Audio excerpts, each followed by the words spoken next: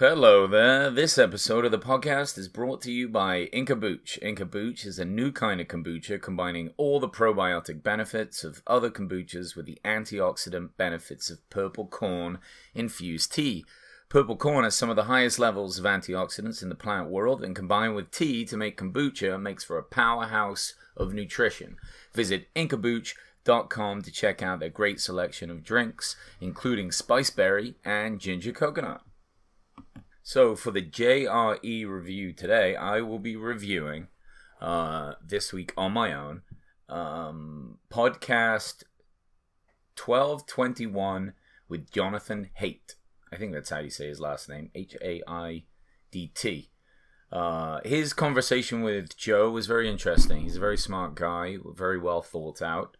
He's an author of The Happiness Hypothesis and The Coddling of the American Mind, and has some fascinating things to say, and brings up some great points to which Joe was some on board with and some not on board with. So anyway, let's get reviewing.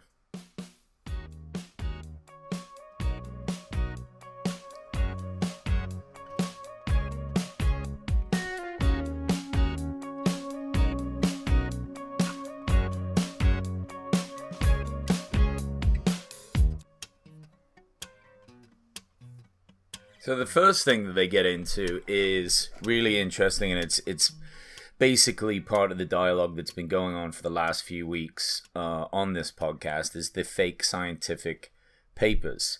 So the two gentlemen that came on Joe's podcast a couple of months ago and wrote those fake papers talked about them, and other guests have come on and mentioned it, really in like high-level academia.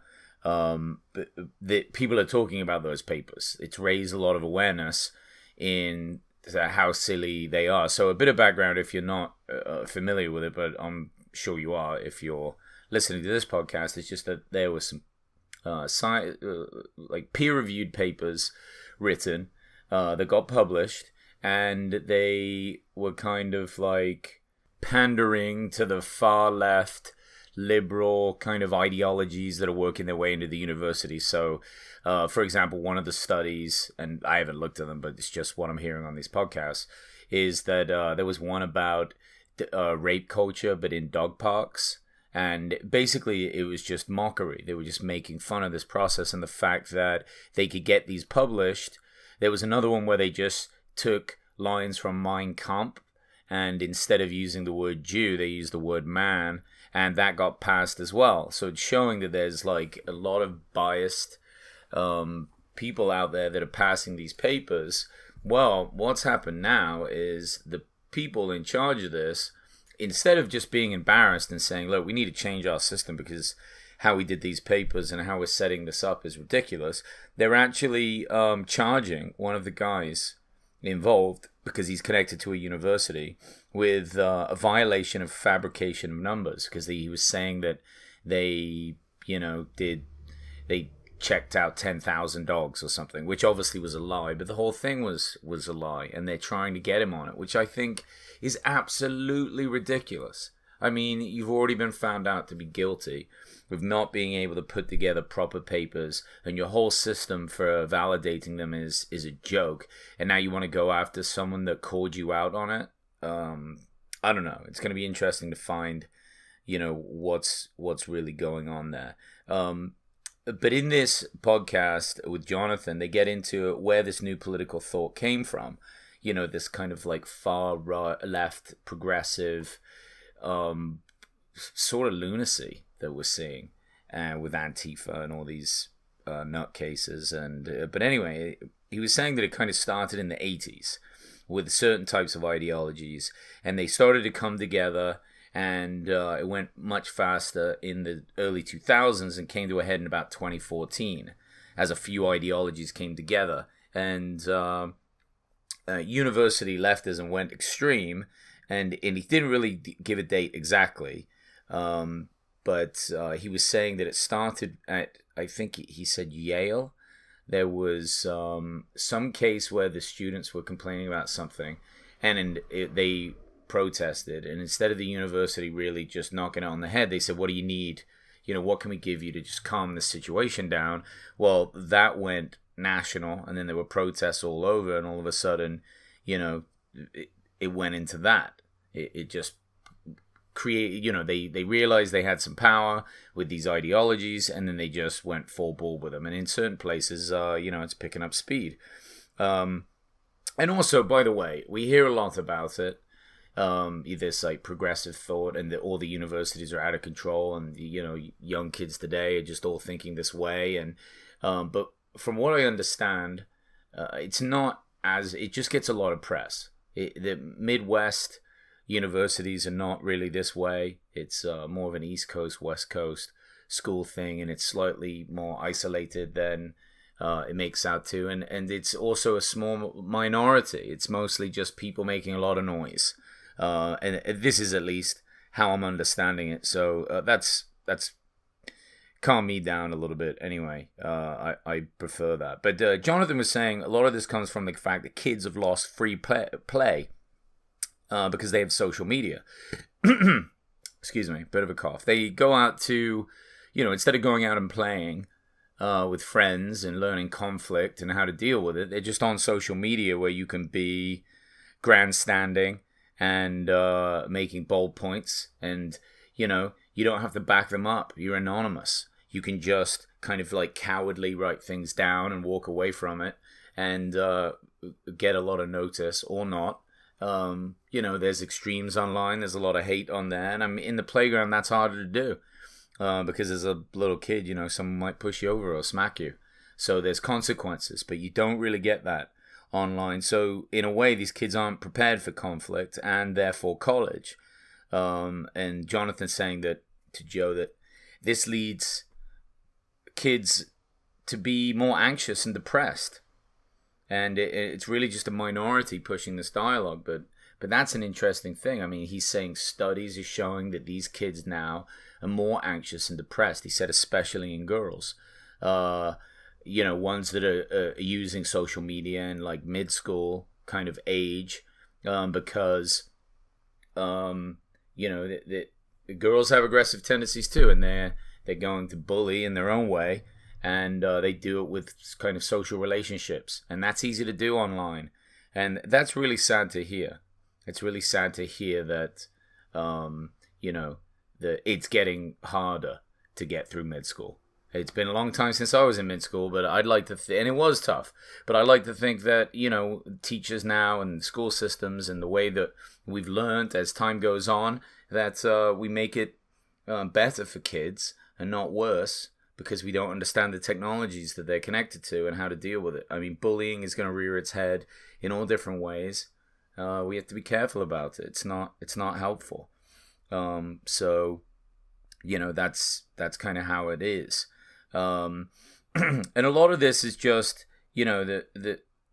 these complaints aren't done in person because conflict is too high, and you really get no credit as well. When let's say you have a complaint about a teacher, right?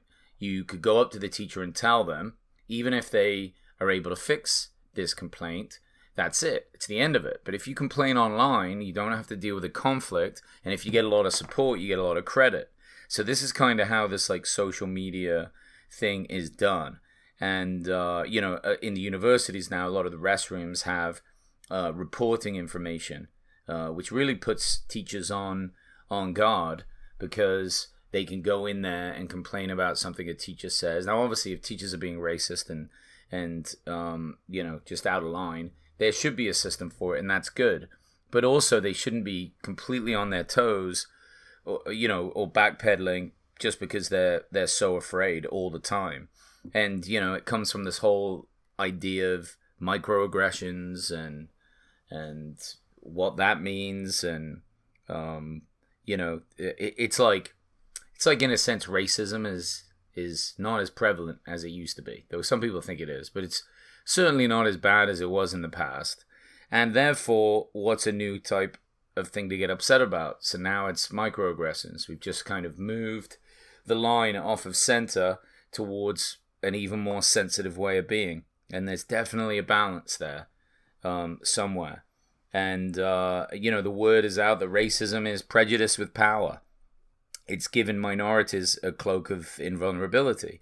So racism is prejudice with power. What do you think about that?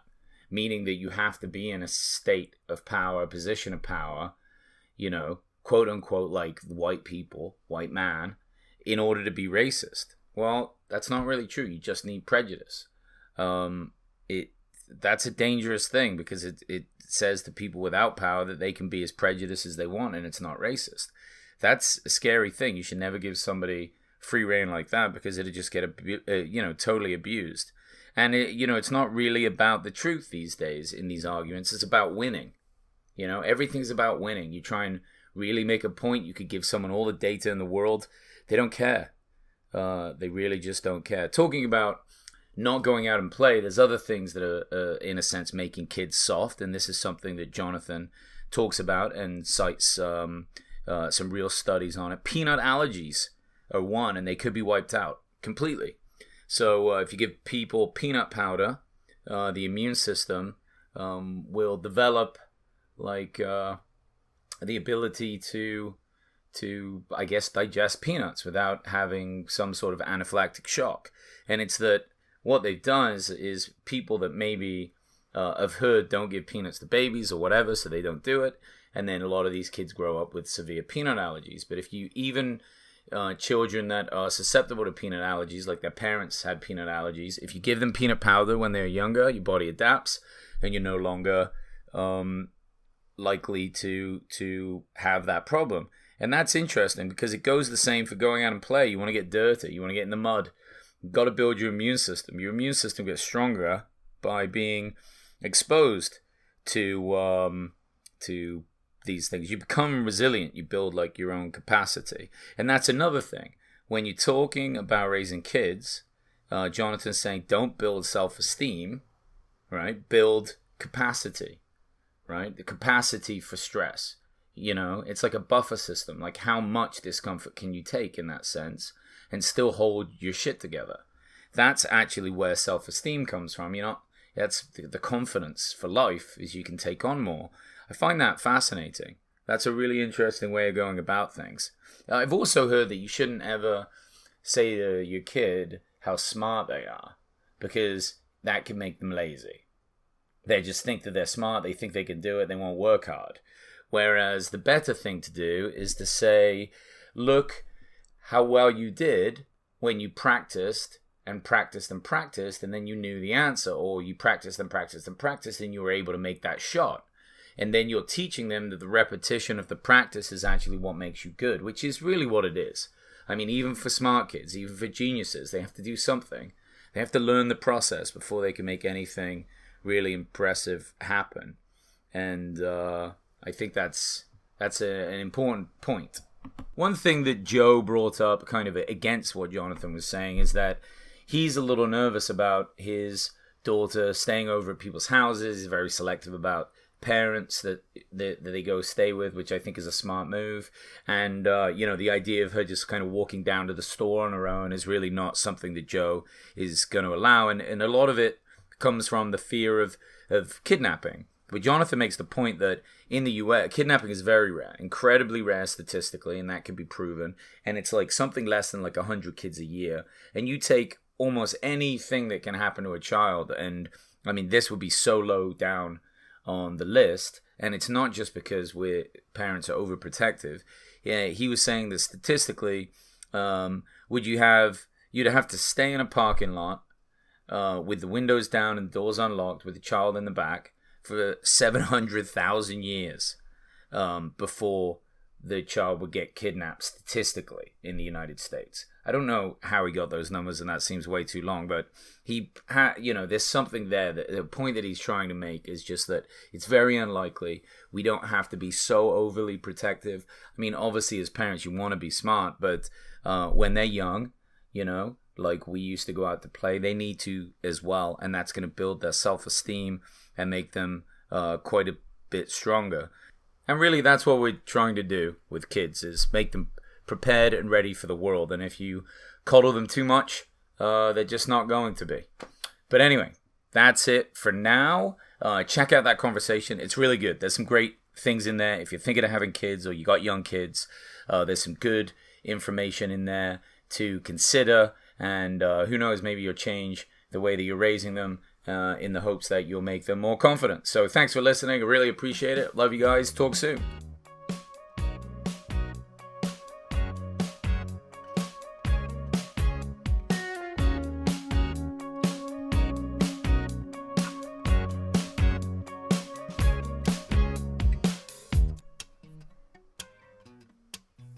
Thanks for listening, and again, this review is brought to you by Inca Booch. Go to incabooch.com to order your drinks today.